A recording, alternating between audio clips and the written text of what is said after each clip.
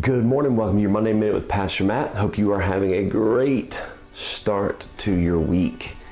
And I wanted to give you a verse this morning, but before we get into the verse, I wanted to give you a little background. So I know you've probably been hearing on the news about Sri Lanka and the persecution that is going on there, but I wanted to share with you, this is not new.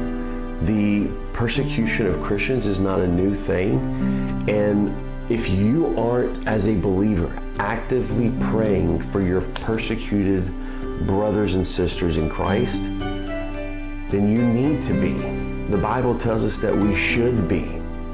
And I wanted to just give you some numbers to hopefully help you realize and put it in your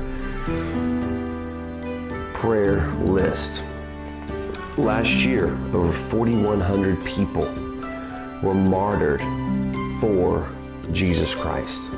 4,100 people lost their life this side of heaven because they followed Jesus Christ. Think about that. 4,100 people.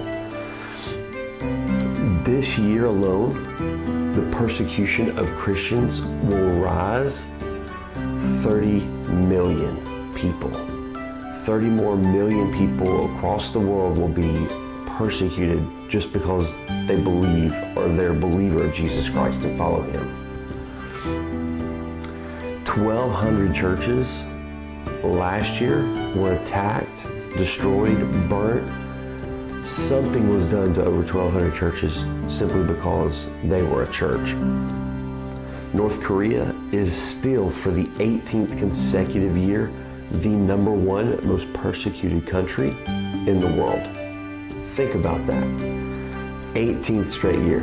So the Bible tells us in Matthew chapter 5, verse number 44, "But I say unto you, love your enemies, bless them that curse you, do good to them that hate you, and pray for them which despitefully use you and persecute you." You say, "Brother Matt, what are we to do?"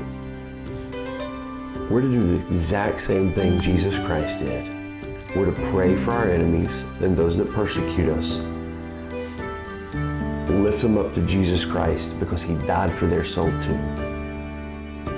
Pray for our brothers and sisters that are being persecuted because, let's be honest, in America, we don't know what that's like. But across the world, we have brothers and sisters in Christ that are being persecuted every minute of the day. Pray for them. So as you think about Sri Lanka and you hear that name in the news and the bombings, which is horrible. I mean, it's pure evil. It is nothing but evil. It is exactly what Satan wants.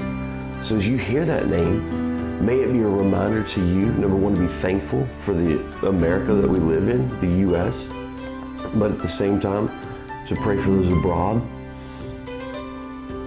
that don't have the freedoms that we do. Lift up your brothers and sisters. I love you. I hope you have a great week, and I will see you next Monday.